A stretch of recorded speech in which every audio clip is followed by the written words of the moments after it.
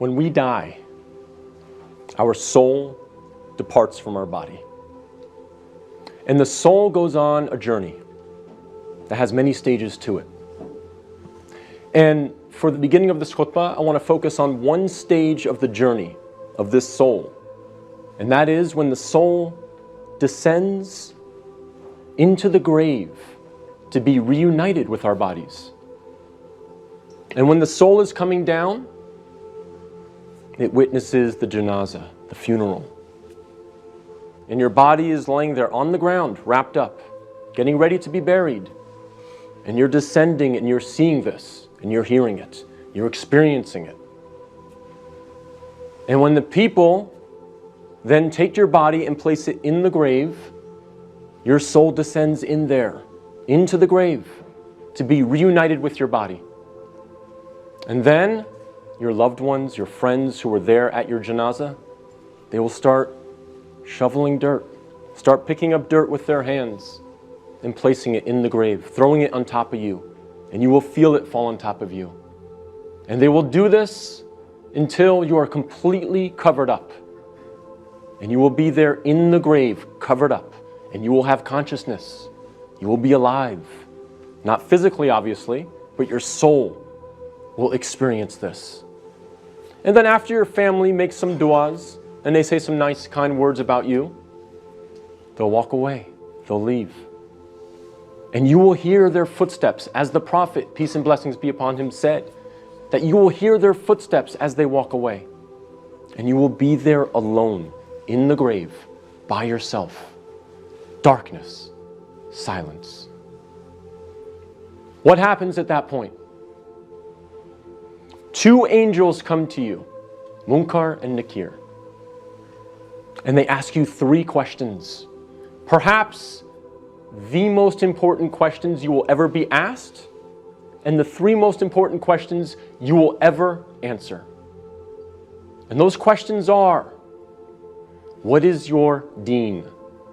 Translated as, what is your way of life or your religion? Who is your prophet? And who is your Lord?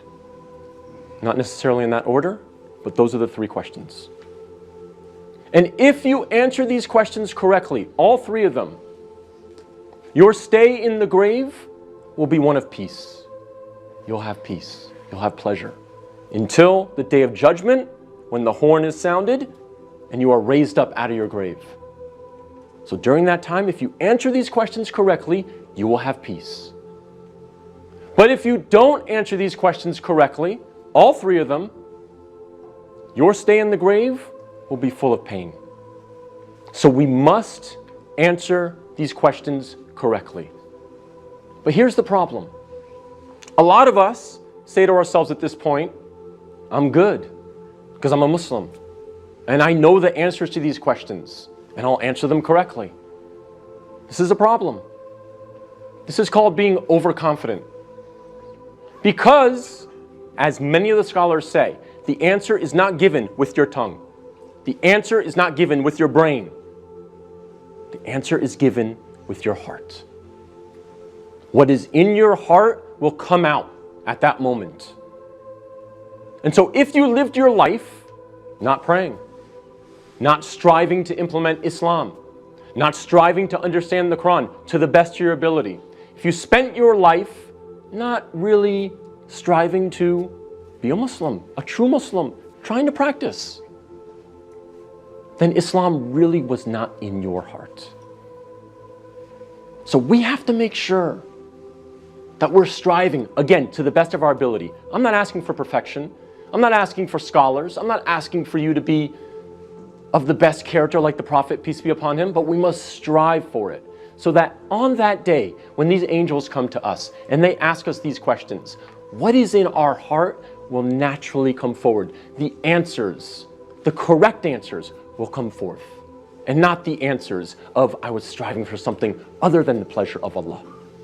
So we have to make sure that Islam is in our hearts, not just on our lips, not just in our mind.